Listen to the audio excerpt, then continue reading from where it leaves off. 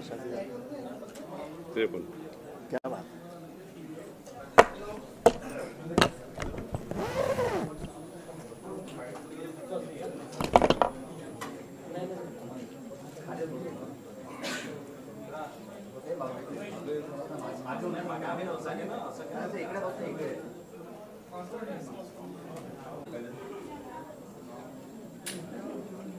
Sir तिकडे थांबा हॉलमध्ये मोठ्या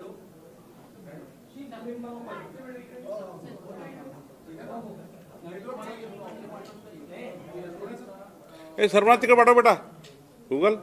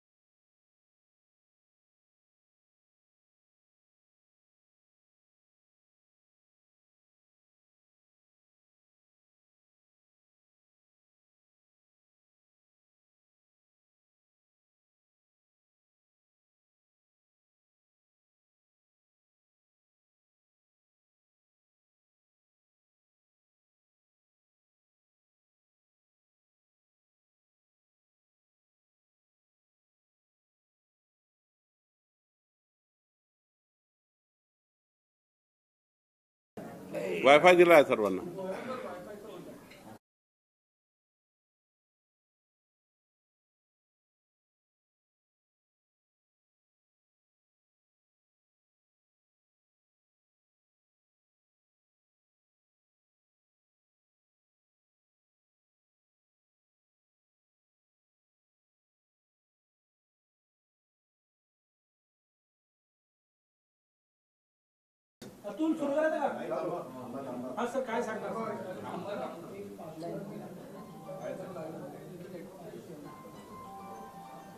अयोध्येला 22 जानेवारीला श्री प्रभू रामचंद्राचा प्राणप्रतिष्ठा सोहळा आहे आणि हा सोहळा तिकडे सुरू असताना अयोध्येला सुरू असताना श्री महालक्ष्मी जगदंबा संस्थान ट्रस्टच्या मार्फत श्री विष्णू मनोहरजी जे सुप्रसिद्ध विश्वविख्यात सेफ आहेत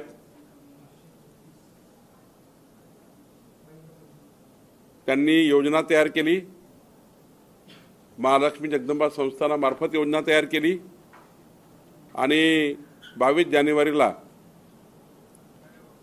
महालक्ष्मी मंदिरामध्ये श्री प्रभू रामचंद्राचं या ठिकाणी एक संस्थान आहे सोबतच national Ramayana cultural centre Ramayana cultural सांस्कृतिक सेंटर भारती विद्याभवननी या ठिकाणी बांधकाम केलं आणि हे बांधकाम पूर्ण झाल्यावर महामहिम राष्ट्रपतीजींनी रामायणा कल्चरल सेंटरचं भारत माता भवनाचं उद्घाटन केलं 22 जानेवारीला श्री महालक्ष्मी जगदंबा संस्थान 6000 किलो राम हलवा एका कढईमध्ये एक सिंगल कढईमध्ये सकाळी 6 ते दुपारी 11:30 पर्यंत पूर्ण करेल सकाळी 6ला सुरू होईल राम हलवा शिजवणे आणि 11:30 पर्यंत 6000 किलोचा राम हलवा एकाच कढईमध्ये हा भक्तांकरता उपलब्ध राहील आणि 11:30 ते सायंकाळी 6:30 वाजेपर्यंत 6000 किलो हलव्याचे या ठिकाणी वाटप होणार आहे मोठ्या प्रमाणावर भक्त या ठिकाणी येणार आहेत आणि श्री महालक्ष्मी जगदंबा संस्थानाने ही मोठी योजना तयार केली आहे अयोध्येच्या 22 जानेवारीच्या प्राणप्रतिष्ठेच्या या शुभ मुहूर्तावर आपल्या माध्यमातून सर्व भाविकांनी आतापर्यंत महाराष्ट्रात 6,000 किलोचा राम हलवा असा उपक्रम पहिल्यांदा होतो आहे। त्यामुळे सर्व भाविकांना विनंती आहे की 22 जानेवारीला आपण श्री महालक्ष्मी जगदंबा संस्थान कोराडी येथे येऊन राम हलव्याचा प्रसाद घ्यावा अशी विनंती आहे। विष्णू मनोहरजी आपल्याला पूर्ण माहिती देतील। हा जो हलवा आहे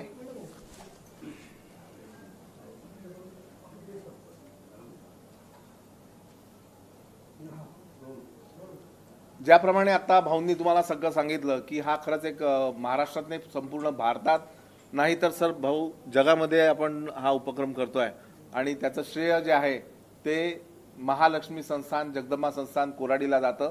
कारण त्यांनी जर हो म्हटलं नसतं तर हा हलवा इथे बनू शकला नसता आणि खूप मोठी जबाबदारी आहे। कारण याच्या आधी आपण भाज्या खिचडी असे प्रकार केले पण हलवा ही एक डेलिकसी आहे आणि तो प्रभुराम चंद्राच्या चरणी अर्पण करणं याच्यासारखं दुसरं भाग्य नाही। आणि यासाठी जवळपास 6,000 किलो हलव्यासाठी 600 किलो रवा 600 किलो तूप आणि जवळपास 800 किलो साखर त्याच्यानंतर बदाम काजू किसमिस 150 ते 200 किलो विलायची पावडर आणि मसाला जो असतो तो 40 ते 50 किलो आणि बाकी इतर साहित्याचा वापर करण्यात येणार आहे। साधारण 4 ते 5 तास हे सगळं तयार करायला लागेल आणि सगळे भक्त याचा आस्वाद घेतील याची मला खात्री आहे। या राम हलव्याकरता जगातली सगळ्यात मोठी कढई कदाचित वापरण्यात येणार आहे। किती मोठ्याचं साईज रेडियस काय आणि किती मोठी आहे? हां, आत्तापर्यंत जी कढाई होती ती 10 फुटाची होती आणि हलवा म्हटलं की थोडे टेक्निकल पॅरामीटर्स बदलतात म्हणून ही मुद्दाम कढई बनवण्यात आली। 15 फूट लांब रुंद अशी ती कढई आहे, 6 फूट उंच तिची हाईट आहे, स्टँड सकट 1800 किलो वजन आहे आणि यामध्ये सर्जिकल स्टीलचा वापर करण्यात आला आहे की जे स्टील डॅम आपण बनवतो त्यासाठी वापरतात। त्याचबरोबर त्याचा खालचा जो बेस आहे तो लोखंडाचा आहे आणि लोखंड आणि तांब याचा वापर करून तो बेस तयार करण्यात आला आहे।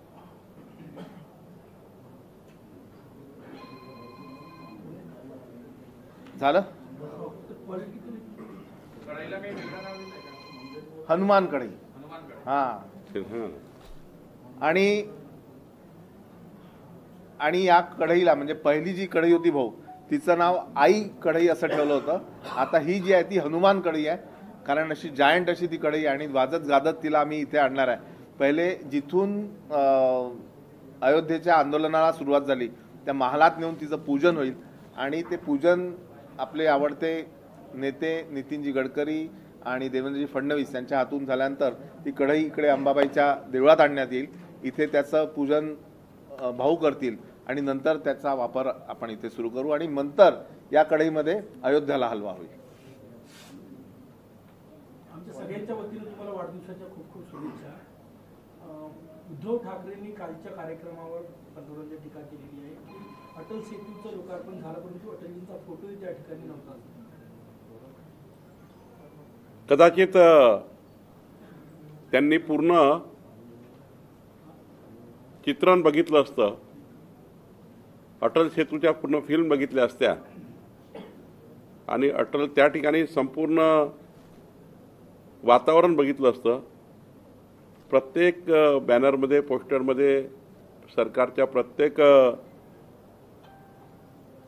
फ्लेक्समध्ये जी जाहिरात दिली होती त्या ठिकाणी जे उद्घाटनाचे आणि बोर्ड लावले होते सर्वमध्ये सध्या अटलजीचा उल्लेख होता, फोटोग्राफ होते। उद्धव ठाकरे हे जेव्हा टीका करतात ते जाणीवपूर्वक मी वारंवार सांगतो ते एक नरेटिव्ह सेट करतात काही ना काही पद्धतीने मीडियासमोर येण्याकरता। उद्धव ठाकरेंनी कालचा कार्यक्रम पूर्ण बघितला असता तर अशी टीका नसती केली। उद्धव ठाकरेंनी असंही म्हटलं की मोदींनी जे घराणेशाहीवर टीका केली आहे त्याच्यावर घरंदाज लोकांनी बोललं असतं तर बरं झालं। या जगातले विश्वातले सर्वात घरंदाज नेते नरेंद्र मोदीजी आहेत। विश्वगौरव युगपुरुष आहेत। 150च्या वर देशांनी म्हटलं आहे जगातला सर्वोत्तम प्रधानमंत्री। जगातले 78% लोक म्हणतात सर्वोत्तम नेता। चायनासारखा दुश्मन देश ग्लोबल टाइम्समध्ये म्हणतो आहे की जगातला आत्मनिर्भर भारत आता होतो आहे आता फक्त पाकिस्तान राहिला आहे, बाकी सर्व देश झाले आहे. तर उद्धव ठाकरे आणि पाकिस्तान हे दोन लोकच राहिले आहे मोदीजींना चांगलं म्हणण्याचे. बाकी सर्व देशांनी, सर्व जगाने मोदीजींना जगातला सर्वोत्तम नेता मान्य केला आहे. तर उद्धव ठाकरे आणि पाकिस्ताननी या दोन लोकांनी जर नाही केलं तरी काही फरक पडणार नाही. ठाकरे गटानं 22 तारखेला काळाराम मंदिरात मोठा जल्लोष करायला ठरवला. ते थेट राष्ट्रपतींना निमंत्रण देणार होतं. नाही, निमंत्रण दिलंच पाहिजे, त्यांचा तो अधिकार आहे पूजा करण्याचा. पण हिंदू हृदय सम्राट बाळासाहेब ठाकरे, हिंदू हृदय सम्राट बाळासाहेब ठाकरे यांचं स्वप्नपूर्तीचा दिवस आहे 22 जानेवारी. तर बाळासाहेबांना तरी तोंड दाखवायचं असेल त्यांना, पण बाळासाहेब वरून जेव्हा बघतील माझा उद्धव हा एवढ्या मोठ्या उत्सवामध्ये का सामील होत नाही, कुठली एलर्जी एवढी आली आहे, अयोध्येमध्ये जाण्याची एवढी एलर्जी का आली आहे, का जात नाही निमंत्रण दिल्यावरही अयोध्येमध्ये. काळाराम मंदिरात गेलंच पाहिजे, मी गेलो होतो. एक दिवस मागं पुढं करता येईल, पण अयोध्येला जाता येईल. पण ज्यांना आता स्वातंत्र्यवीर सावरकरांच्या हिंदुत्वाबद्दलचा काही घेणं देणं राहिलं नाही, सनातन हिंदू धर्माच्या विरुद्ध उदयनिधी स्टालिन बोलले, ज्यामध्ये उद्धव ठाकरे आहेत, काँग्रेस आहे. काँग्रेसने बहिष्कार केला अयोध्येच्या प्राणप्रतिष्ठाच्या कार्यक्रमावर जाण्याकरता. त्यांना पत्रिका आली, निमंत्रण आलं. हा कार्यक्रम सार्वजनिक आहे, सर्वपक्षीय आहे. निमंत्रण आल्यावर काँग्रेस पार्टी बहिष्कार करतं, उद्धव ठाकरे जात नाही. याचा अर्थ उदयनिधी स्टालिन यांनी जे वक्तव्य केलं की आमचं सरकार आलं, म्हणजे काँग्रेसचं, उद्धव ठाकरेंचं आणि उदयनिधी स्टालिन तमिळनाडूचे मुख्यमंत्रीचा मुलगा यांचं सरकार आलं, या देशातला हिंदू सनातन धर्म आम्ही संपवून टाकू, ही भाषा उद्धव ठाकरे आणि काँग्रेसला मान्य आहे. आणि म्हणून उद्धव ठाकरे हे हिंदुत्व विरोधी जे जे बोलतील त्यांच्यासोबत आणि साथ देण्याकरता पूर्ण तयार आहे. मोदीजींना घरंदाज न म्हणणे किंवा त्यांच्यावर टीका करणे, आम्ही त्यांना म्हटलं नाही तुम्ही असं बोलू की न बोलू, पण मोदीजी किती घरंदाज आहे हे देशाला, विश्वाला, जगाला, 140 कोटी भारतीयाला माहिती आहे. निवडणुकीच्या निकालातनं दिसल 2024 की मोदीजी किती घरंदाज आहे. असेच लोक 2-2 लक्ष लोक नाशिकमध्ये जल्लोष करत नाही. मोदीजी घरंदाज होते म्हणूनच जल्लोष झाला, रोड शो झाला. काल उरणमध्ये 90,000 महिला मोदीजींना नमस्कार करायला आल्या होत्या. अशाच आल्या नाही. संपूर्ण देशामध्ये मोदीजी जेव्हा फिरतात, लाखो लोक, करोडो लोक मोदीजींच्या सोबत त्या ठिकाणी येण्यासाठी तयार झाले आहेत. आणि महाराष्ट्रात सुद्धा मोदीजींचं वादळ आल्यावर उद्धव ठाकरे आणि संपूर्ण काँग्रेस पार्टी आणि महाविकास आघाडी ही झाड पत्त्यासारखी उडून गेल्याशिवाय राहणार नाही असं मला वाटतं. फडणवीसांचा राम मंदिराशी काय संबंध आहे असा सवाल उद्धव ठाकरेंनी केला. त्यावेळेस त्यांचं वय काय होतं असे ते म्हणाले. कारसेवेच्या वेळेस काय होईल? त्यांना फडणवीस समजलेच नाही आहे. इतका मोठा संपूर्ण फडणवीसांना सोडल्यानंतर, फडणवीसांना आणि मोदीजींना सोडल्यावर काय हालत झाली उद्धव ठाकरेची, अजूनही फडणवीस त्यांना समजले नाही. फडणवीस हे देवेंद्रजींना मी लहानपणापासून बघतो आहे, 32 वर्षापासून त्यांची माझी सोबत आहे. देवेंद्र फडणवीस अष्टपैलू कर्तृत्वाचा धनी नेता आहे, ज्यांनी महाराष्ट्र क्रमांक 1 वर आणण्याकरता आपल्या जीवाचं रान केलं आहे. राम जन्मभूमीच्या आंदोलनामध्ये कारसेवक म्हणून त्यांचा प्रवास हा उद्धवजीला माहिती नाही आहे. तेव्हा उद्धवजी फोटोग्राफी करायचे, उद्धवजी फोटोग्राफीमध्ये व्यस्त होते आणि देवेंद्रजी कारसेवक होते. हा फरक आहे आणि तो फरक आता जनतेसमोर माहीत झाला आहे. उद्धव ठाकरेजी कधीही देवेंद्र फडणवीसांची बरोबरी करू शकत नाही, पुढचे 7 जन्म करू शकत नाही असं मला वाटतं. मुंबई महानगरपालिकेच्या निवडणुकीतील 5,000च्या ठेवी सरकारने खर्च केल्याचा आरोप. हो, खर्च करा ना, डेव्हलपमेंट केलं पाहिजे ना. पैसे बँकेत ठेवून काय करता? मला वाटतं सरकारने ठेवी कशाला ठेवायच्या? या राज्याच्या 13 कोटी जनतेकरता, शेतकरी शेतमजुराकरता, या राज्याचं इन्फ्रास्ट्रक्चर डेव्हलपमेंट करता, विदर्भ, मराठवाडा, उत्तर महाराष्ट्र आणि उर्वरित महाराष्ट्राचा विकास करण्याकरता जेवढा काही पैसा बँकेत जमा असेल तेवढा खर्च करून शेतकरी, शेतमजूर, बेरोजगारांचं आयुष्य चांगलं केलं पाहिजे. शेवटी सरकार हे डिपॉझिट करण्याकरता नाही आहे, जनतेला डिपॉझिट करावं लागतं. सरकार हे समाजावर, जनतेवर खर्च करणारी हे अत्यंत महत्त्वाची संविधानिक त्या ठिकाणी शासनात्मक ही रचना आहे. जेव्हा संविधानाने 2 सरकार तयार झाले, एक केंद्रातलं आणि राज्यातलं, या दोन्ही सरकारची जबाबदारी आहे आपल्या आपल्या राज्यातल्या जनतेचं रक्षण करणे, त्यांच्या जीवाचं रक्षण करणे, त्यांच्या मालमत्तेचं रक्षण करणे सरकारची प्राथमिक जबाबदारी आहे. आणि या जबाबदारीतनं सरकारनं काम करावं लागतं. त्यामुळं ठेवी ठेवून फायदा नाही आहे, प्रकल्प झाले पाहिजे. आज बघा, कालचा जो अटल सेतू आहे, किती डिझेल, किती पेट्रोल, किती पर्यावरण, समृद्धी महामार्ग, काही टीका करतात. काय फरक पडला आहे पोल्युशन याच्यामध्ये, किती डिझेल पेट्रोल वाचत आहे. आणि त्यामुळं जनतेच्या खिशातली बचत होतं प्रकल्प केल्यानंतर. एखादा प्रकल्प जेव्हा होतो तेव्हा जनतेला थेट फायदा होतो. डायरेक्ट इनडायरेक्ट त्यांच्या अकाउंटमध्ये पैसे हे त्या ठिकाणी वाचतात. तुम्ही नागपूरला कोराडी असताना 1.5 तास लागायचा, आज 10 मिनिटात पोहोचतं. तर 10 मिनिटाचं पेट्रोल आणि 1.5 तासाचं पेट्रोल याच्यामध्ये फरक आहे. आणि म्हणून कुठलंही इन्फ्रास्ट्रक्चर जेव्हा डेव्हलपमेंट करतो आपण, तेव्हा समाजाला, जनतेला, शेवटच्या माणसाला फायदा होतो. आणि त्यामुळं कुठल्याही ठेवी ठेवू नये. सर्व ठेवी समाजाकरता, शेतकऱ्याकरता, शेतमजुराकरता, बेरोजगाराकरता खर्च केला पाहिजे. मिलिंद देवरा शिंदे गटात येण्याची चर्चा आहे, अशी काय सांगाल तुम्ही? पुढच्या काळामध्ये आपल्याला महाराष्ट्रात पक्षप्रवेशाचे अनेक बॉम्बलास्ट झालेले दिसतील. भाजपमध्ये खूप लोक येणार आहेत, शिंदेजीकडे खूप लोक जाणार आहेत, आणि सोबतच अजितदादाकडे मोठी रांग आहे.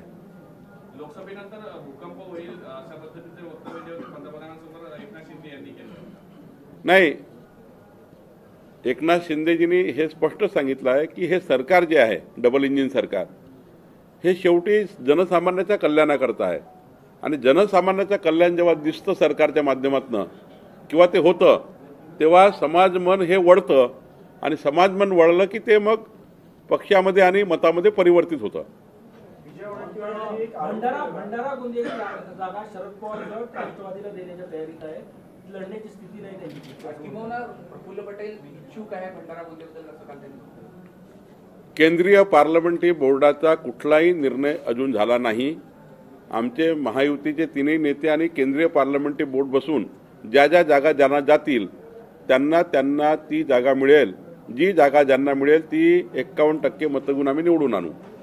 शरद पवार गट जी आहे ती जागा राष्ट्रवादी लढवायची पूर्वी, परंतु यावेळी शरद पवार गटची जागा काँग्रेसला सोडण्याच्या तयारीत आहे, भंडारा गोंदिया. उद्धव ठाकरेजी आणि शरद पवारजींच्या पक्षाची हालत फार वाईट आहे. त्यांना उमेदवार सुद्धा मिळणार नाही अशी स्थिती महाराष्ट्रात आहे. एकच नाही, भंडारा, महाराष्ट्राची स्थिती अशी आहे. माननीय शरद पवार साहेबांच्या पक्षाची आणि उद्धव ठाकरेच्या पक्षाची उमेदवारच मिळणार नाही आहे. त्यामुळं ते यांना सरेंडर कर, त्यांना सरेंडर कर. उद्धवजींची हालत अशी होणार आहे की 2 जरी सीट जरी अलायन्समध्ये मिळाल्या तरी ते अलायन्समध्ये राहतील, महाविकास आघाडीमध्ये राहतील. त्यांना पर्याय उरला नाही. आणि हिंदुत्ववादी विचाराच्या विरुद्ध जेवढं काही करता येईल तेवढं उद्धवजी करणार आहे. राम मंदिरासाठी शिवसेनेचं काय योगदान आहे हे विचारणारे मिस्टर फडणवीस हे स्वतः वकील आहे. त्यांनी जे आहे लखनौच्या हायकोर्टात जाऊन या सगळ्या संदर्भात तपासावं असं संजय राऊत म्हणाले. कधीही देवेंद्रजींनी याबद्दलची टिप्पणी चुकीची केली नाही. देवेंद्रजींनी उद्धवबद्दल बोलले आहे. उद्धवजीचा का संबंध आहे?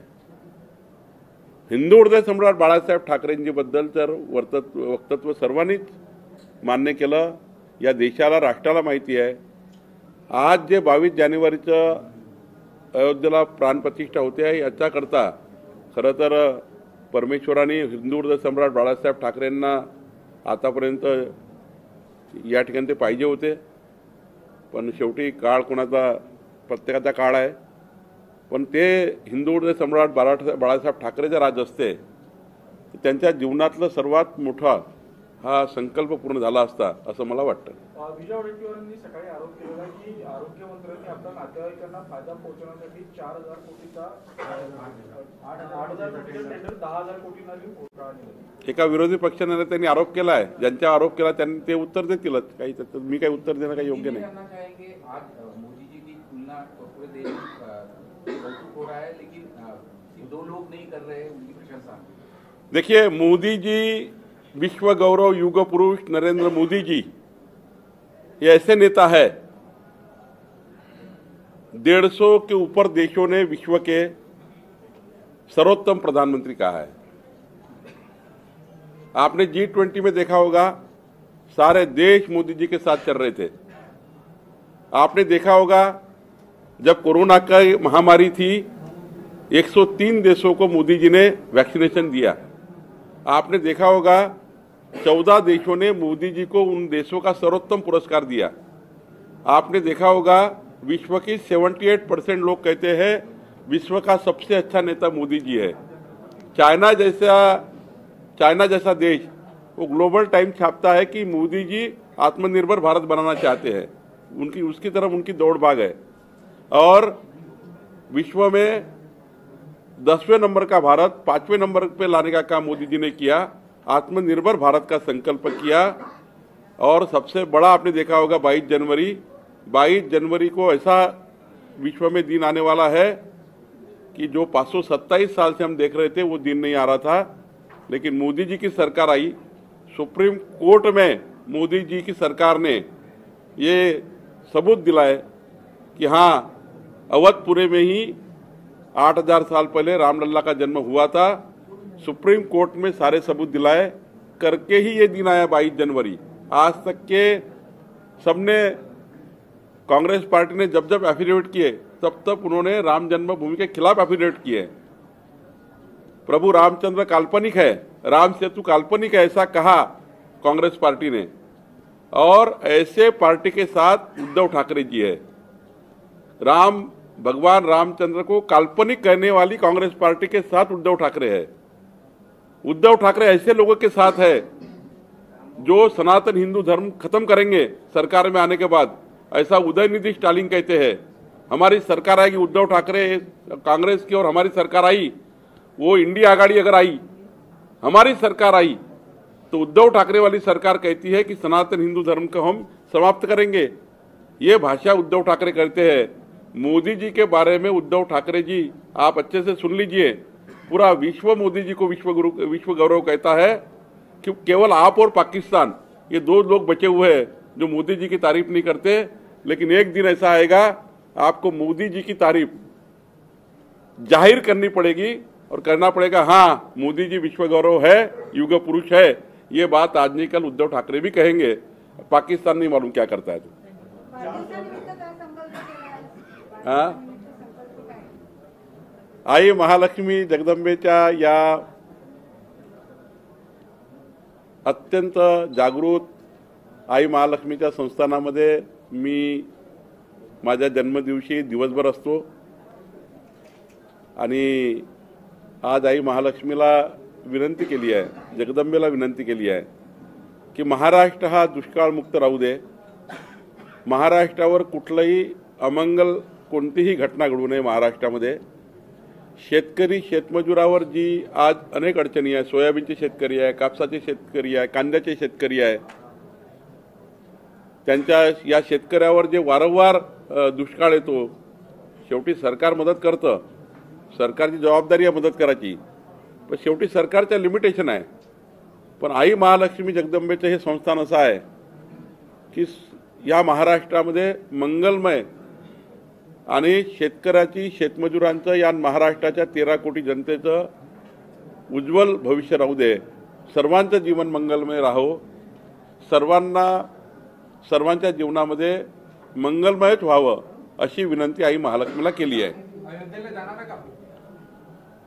आता मला नक्की अजून निमंत्रण नाही आलं, पण सर्व या ठिकाणी